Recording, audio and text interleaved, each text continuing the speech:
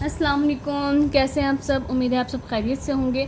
आज हम कर लेते हैं सब डोमेन 5 चैप्टर 1 की।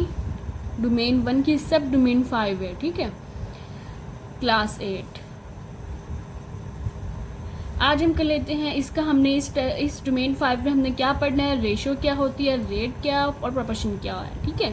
इन तीन चीज़ों को हमने पढ़ना है, डील करना है। ओके, हम नेक्स्ट देख लेते हैं रेशो क्या होती है।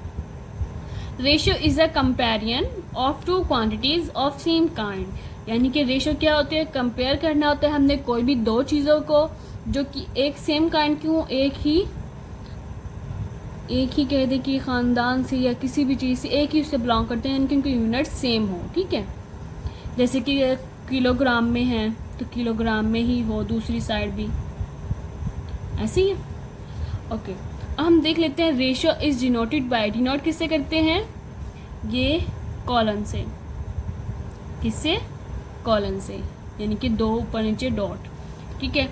अब आ जाते हैं ए टू बी, भी हम लिख सकते हैं। क्वेश्चन में आपको शो होगा ए टू बी, तो हम क्या कहेंगे, ए रेशो बी, ठीक है। सी टू डी तो हमने इसे नीचे लिखा हुआ है, A ratio B, C ratio D. इन फ्रैक्शन को हम इसे कैसे लिखेंगे, A divided by B. Okay, अब हम देख लेते हैं, अगर आपके पास ए रेशो बी हो और एक बी रेशो ए हो, तो आपके लिए क्या ये दोनों इक्वल हैं, तो आपके लिए क्या दोनों इक्वल हैं।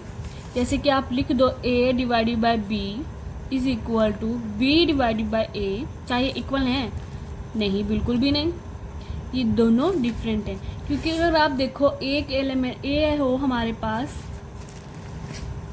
जैसे कि ए हमारे पास है कोई भी एलिमेंट 5 कह दो और नीचे हम कह दिए कि 9 है, ठीक है, या 3 कह दो, कम भी कह दो, 5 डिवाइडेड बाय 3 इज इक्वल, और 3 डिवाइडेड बाय 5, क्या इन दोनों का आंसर इक्वल होगा, बिल्कुल भी नहीं, ये कभी भी इक्वल नहीं आएंगे, ठीक है।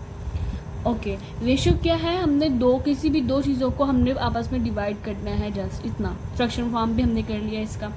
इसकी एग्जांपल सिंपल है कि मेन बेस है प्रोपोर्शन की है, रेशियो से हम प्रोपोर्शन में जाएंगे, क्योंकि दो रेशियो तो एक लाइट सा टॉपिक है कि जस्ट इसको आपने करना क्या है, ठीक है। ओके, आ जाते हैं हम प्रोपोर्शन के ऊपर। प्रोपोर्शन क्या होता है, the relation of equality of two ratios, relation हो इक्वालिटी का दो रेशियोज के दरमियान, जैसे कि ए रेशो बी, इक्वालिटी का या प्रोपोर्शन हो दो दूसरे रेशियो के दरमियान, तो हम क्या कहेंगे, proportion is called proportion. It is denoted by double colon, ठीक है, यानी कि 4 डॉट्स, इसे हमने इससे शो करना है। ओके, अब हमने कह दिया है हमारे पास प्रोपोर्शन है, ए रेशो बी है हमारे पास, एक रेशो ये है और एक रेशो है सी रेशो डी। इनको इक्वालिटी प्रोपोर्शन से शो कर रहे हैं हम डबल कॉलन लगाकर, ठीक है। अब इसकी एग्जांपल्स देख लेते हैं। एग्जांपल्स में हमने क्या करना है, पहले हम इसका देख लेते हैं। फर्स्ट ऑफ ऑल हमने इसका थोड़ा सा इसको इलेबरेट कर लेते हैं कि ये क्या क्या होते हैं। जो दरमियान वाले दो एलिमेंट्स होते हैं, ये दोनों क्या होते हैं, मीन, यानी कि जो दरमियान में होते हैं वो मीन होते हैं, और जो साइड्स पे होते हैं बिल्कुल लास्ट पॉइंट पर, ठीक है,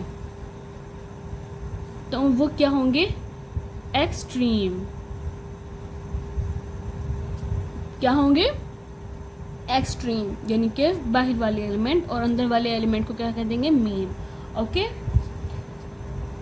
ओके, हम देख लेते हैं जो हमारा ए है, ये फर्स्ट प्रोपोर्शन है, बी सेकंड है, सी थर्ड है, डी फोर्थ प्रोपोर्शन है, ठीक है। अक्सर हम आगे मज़ीद डील भी करेंगे थर्ड प्रोपोर्शन, फोर्थ प्रोपोर्शन, ठीक है, तो उनमें ये चीज़ काम आएगी। आपको पहले ही बता रही हूँ कि ए जो है आपका फर्स्ट प्रोपोर्शन है, बी सेकंड है, सी थर्ड है, डी फोर्थ प्रोपोर्शन है, ठीक है। अगर हम इसे सिंप्लीफाई करें, ठीक है, सिंप्लीफाई करें, आपकी बुक में ऐसे सिंप्लीफाई किया हुआ है, A dot D equal to B dot C. अब ये कैसे किया गया ये देख लेते हैं, ठीक है। अगर हम इसे इस चीज़ को थोड़ा सा साइड पे हटा दो, ठीक।